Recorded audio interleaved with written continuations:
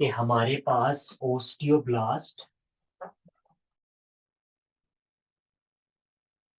Osteoblast is equal to osteoclast.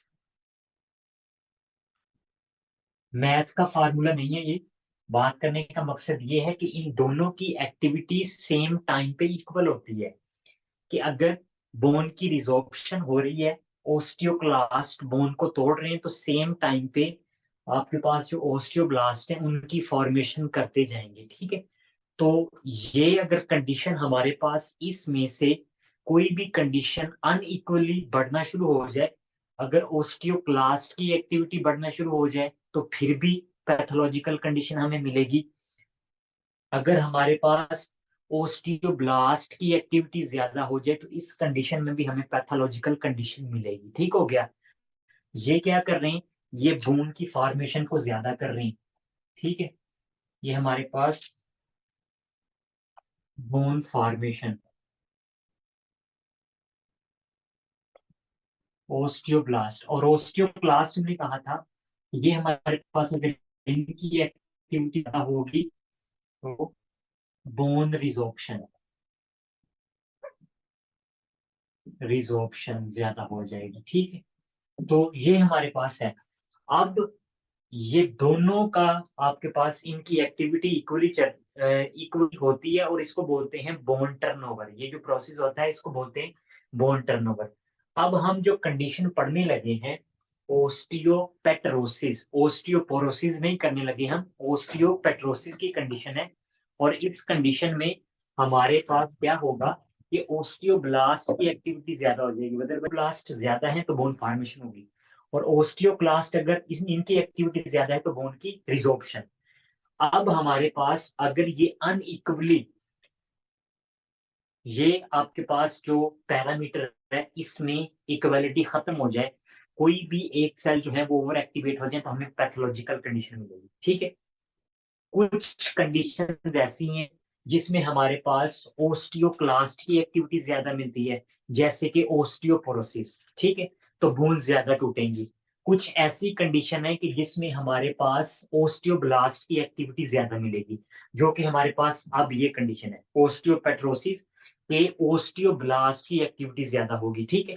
कुछ ऐसी condition हमें मिलेगी, ऐसी पैथोलॉजिकल कंडीशन कि जिसमें दोनों की ही एक्टिविटी ज्यादा है, ओस्टियोक्लास्ट की भी ज्यादा है, ओस्टियोब्लास्ट की भी। तो ये कंडीशन है।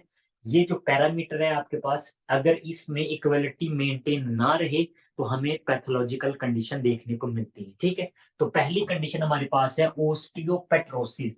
इसमें क्या होगा कि ओस्टियोब्लास्ट की एक्टिविटी ज्यादा होगी, लेकिन वजह ये नहीं है, वजह ये है कि इसमें ओस्टियोक्लास्ट काम नहीं करते। ठीक है। जब वो काम नहीं करते तो उसके पैरेलल जो ओस्टियोब्लास्ट है वो तो अपना काम करते रहेंगे, जिसकी वजह से आपके पास बोन की ओवर फॉर्मेशन हो जाती है। तो ये हमारे पास इसकी कंडीशन है। इसमें क्या होगा कि आपके पास ओस्टियोक्लास्ट जो होंगे वो काम नहीं करेंगे। क्यों नहीं करते? आपके पास ये ऑटोसोमल रिसेसिव, जिसमें आपके पास कार्बोनिक एनहाइड्रेज इंजाइम जो होता है ना, उसकी टाइप 2, उसमें उसकी जीन में म्यूटेशन होती है। मतलब कि वो इंजाइम नहीं बनता, और वो इंजाइम किस चीज के लिए रिस्पॉन्सिबल होता है? ओस्टियोक्लास्ट जो कोलेजिनेज इंजाइम स्क्रीट करता है बोन की रिजॉर्प्शन के लिए, वो उसके एब्सेंस में नहीं बनेंगे। तो आपके पास क्या होगा? पहली बात जो उसने बोन बुक पे लिखी हुई है, उसने ये कहा है कि आपके पास कार्बोनिक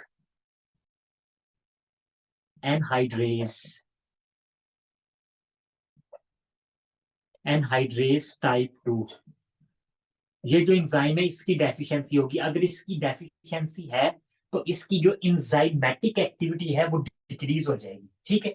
और ये जेनेटिकली होगा। ठीक हो गया। अब ये है किसमें, बात हम किसकी कर रहे हैं? हमने ये कहा कि ओस्टियोब्लास्ट की एक्टिविटी ज्यादा हुई है, लेकिन ये जो डेफिशिएंसी है ये बेसिकली आपके पास ओस्टियोक्लास्ट के सेल में। ठीक। तो यहाँ पे लिख देते हैं, मतलब इसकी वजह से ऑस्टियोब्लास्ट की एक्टिविटी बढ़ेगी। जी बिल्कुल। वो कम ओस्टियो, हो गई है, वो ज्यादा हो हाँ, तो उनमें आपके पास इक्वलिटी नहीं रही, ओस्टियोक्लास्ट अपना काम नहीं कर रहे। ठीक हो गया। अच्छा, एक बात हमें हमने कर ली। अगर हमारे पास ये कंडीशन नहीं होगी तो अब हम इसका हमें पता चल गया कि पैथोलॉजिकल यही है, इतना आपको बताना चाहिए, बस इससे ज्यादा नहीं जाना। पूछेंगे भी तो आंसर क्वेश्चन यही पूछा जाएगा। अब हमारे पास क्लिनिकल पिक्चर इसकी क्या हमें देखने को मिलती है, ठीक है, हमें क्या क्या साइन एंड सिम्टम्स मिलेंगे।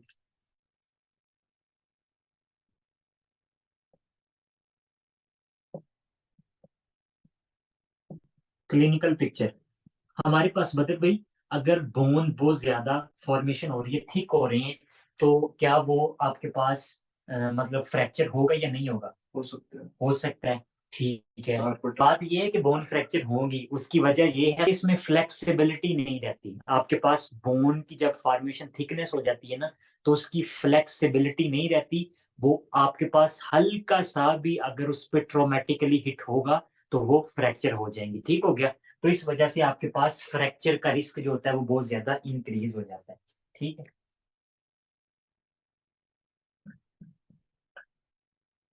इंक्रीज फ्रैक्चर रिस्क, ठीक है।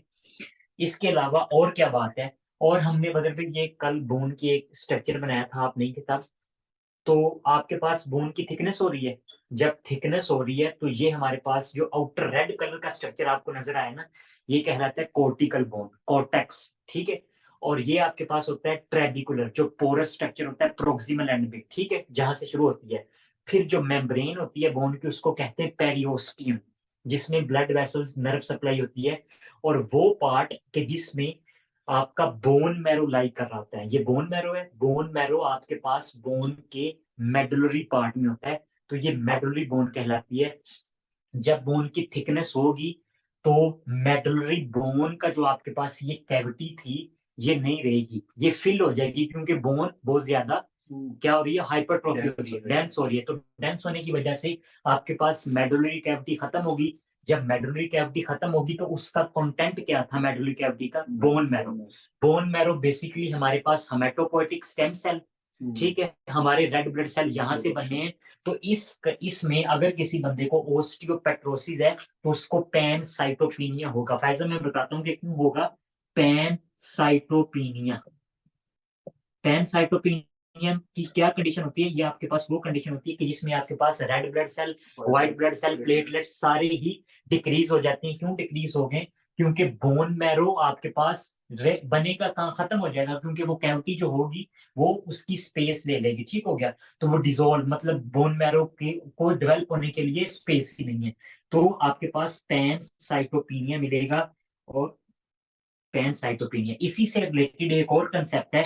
अगर पैन साइटोपिनिया है तो हमने एक कंडीशन पढ़ी हुई है फाइजा एक्स्ट्रा मेडुलरी हेमेटोपोइसिस, क्या होता है कि वो आपके पास आके बोन मैरो को स्टिमुलेट करता है। मेनली एक्स्ट्रा मेडुलरी हेमेटोपोइसिस हमने पढ़ा, लीवर सप्लीन, ठीक है, लीवर और सप्लीन से हमारे पास होगी। और ऐसी कंडीशन में अगर एक्स्ट्रा मेडुलरी हो रही है तो आपके पास हेपेटो स्प्लिनोमेगली, कि लीवर भी बड़ा मिलेगा और सप्लीन भी, ठीक है, सप्लिनोमेगली भी और हेपेटोमेगली भी, दोनों आपके पास इनलार्ज मिलेंगे। हेपेटो स्प्लिनोमेगली,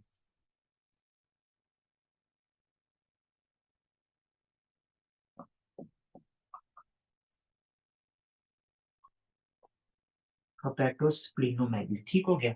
तो पहले तो फ्रैक्चर का रिस्क बढ़ जाएगा क्योंकि डिक्रीज फ्लेक्सिबिलिटी, फ्लेक्सिबिलिटी, ठीक है। और दूसरा पैन साइटोपिनिया, जिसकी वजह से एक्स्ट्रा मेडुलरी हाइपो हाइमेटोपोइसिस, हेपेटोस्प्लिनोमेगली।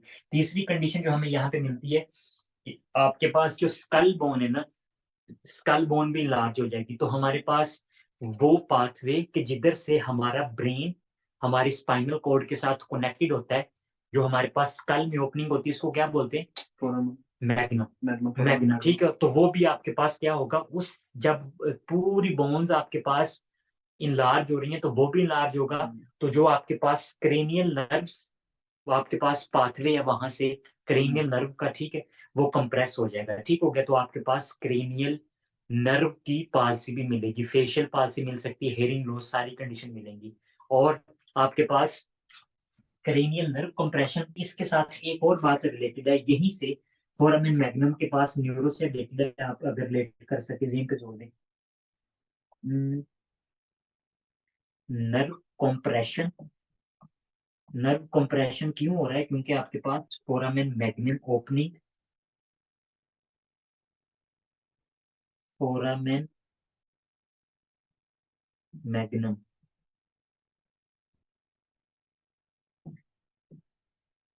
कंप्रेस्ड, ठीक है, वो कंप्रेस्ड करेगा नर्व्स को, ठीक हो गया, उसकी साख जो होगी वो बढ़ जाएगी।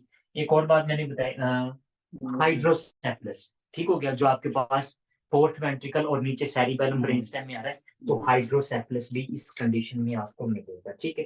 तो यही कंडीशन है आपके पास, हाइड्रोसेफलस। अब क्या क्या याद करना है कि आपके पास जेनेटिकली म्यूटेशन है कार्बोनिक एनहाइड्रेस टाइप 2 की, और किसकी एक्टिविटी कम हुई है, ओस्टियोक्लास्ट की। दो बातें हमें पता चल गई, और इसमें होगा क्या, बोन थिक होगी, ठीक हो गया। और आपके पास ये मेडुलरी कैविटी का आपको पता होना चाहिए, जब थिक हो रही है, एक तो फ्रैक्चर का रिस्क बढ़ेगा, फ्लेक्सिबिलिटी कम होगी, पैनसाइटोपिनिया, एक्स्ट्रा मेडुलरी हेमाटोपाइसिस, इस पेशेंट में हमारे पास हेपेटोसप्लीनोमेगली भी मिलेगी, नर्व कंप्रेशन, नर्व पाल्सिस भी मिल सकती हैं, और हाइड्रोसेफलस भी मिलेगा, ठीक हो गया। नॉन कम्युनिकेटिंग, ठीक है, कम्युनिकेटिंग वो होता है कि जिसमें आपके पास एब्जॉर्प्शन कम हो जाती है सेरिब्रल स्पाइनल फ्लूइड की, ये वो होगा कि स्पेस ऑब्स्ट्रक्शन, ठीक हो गया। तो ये आपके पास कौन सा होगा, नॉन कम्युनिकेटिंग।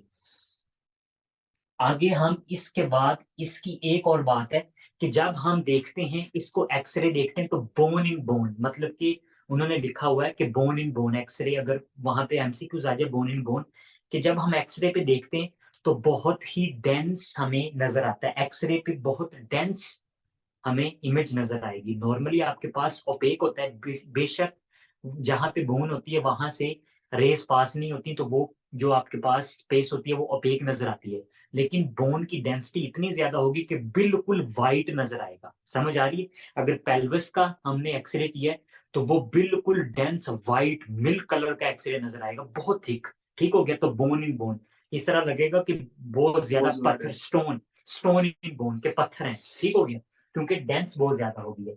आखिरी बात हमारे पास कि इसको हम ट्रीटमेंट के लिए, उन्होंने फर्स्ट एड पे लिखा हुआ है कि हम इसको क्या करेंगे, कि ट्रांसप्लांट करेंगे, ब्लड ट्रांसप्लांट करेंगे, ठीक हो गया। जब ब्लड ट्रांसप्लांट करेंगे तो हमारे पास ओस्टियोक्लास्ट मेनली क्या होते हैं, मोनोसाइट्स, मोनोसाइट्स होते हैं। तो जब हम आपके पास हेल्दी ब्लड को ट्रांसप्लांट करेंगे, क्योंकि इनमें तो डिफेक्ट है, इनका एंजाइम काम नहीं कर रहा, तो जब हम इसको ब्लड ट्रांसप्लांट करेंगे तो उसके हेल्दी मोनोसाइट्स आपके पास जब बोन्स में आएंगे तो वो सही काम करेंगे, और वो आपके पास ये जो बोन टर्नओवर का मैकेनिज्म है, ओस्टियोब्लास्ट ओस्टियोक्लास्ट, उसको इक्वल कर देंगे, ठीक हो गया। तो ये हमारे पास है ब्लड ट्रांसप्लांट, ठीक है, ये हमारे पास खत्म हो गया, ओस्टियोपेट्रोसिस खत्म हो गई, ठीक।